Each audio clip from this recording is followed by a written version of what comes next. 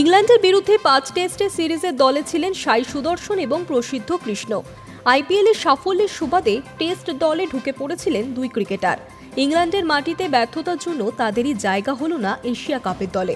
অথচ এবার Asia cup হবে টি-20 ফরম্যাটে।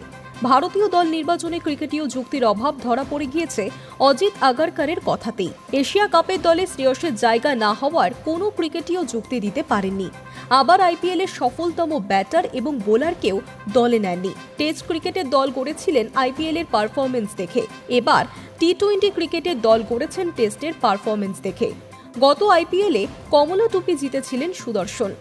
গুজরাট টাইটান্সের হয়ে 15টা ম্যাচে করেছিলেন 759 রান, একটা শতরান এবং 6টা অর্ধশতরান করেছিলেন। আইপিএলের পর ভারতীয় দল কোনো টি-20 ম্যাচ খেলেনি।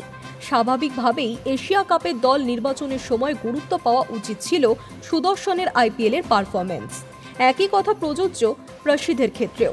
তিনি আইপিএল খেলেছেন গুজরাটের হয়ে, জিতেছেন বেগুনি টুপি। 15টা ম্যাচ নেন, 25টা উইকেট। একটা ম্যাচে 4 উইকেট নিয়েছিলেন। 20 ওভারের লিগে ভালো পারফর্ম করেও তিনি জায়গা পাননি এশিয়া কাপের দলে।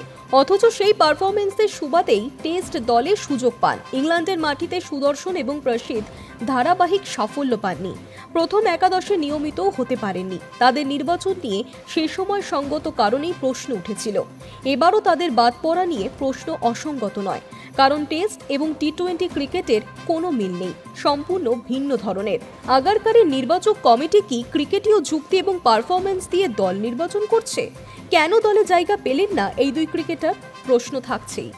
High news network.